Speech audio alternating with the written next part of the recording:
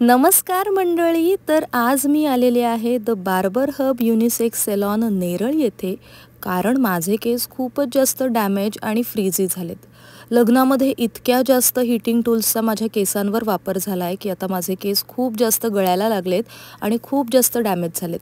आणि आता माझा बर्थडे सुद्धा जवळ येतोय, त्यामुळे हेअर मेकओव्हर करण्यासाठी आज मी the Barber Hub unisex salon Neral येथे आलेली आहे.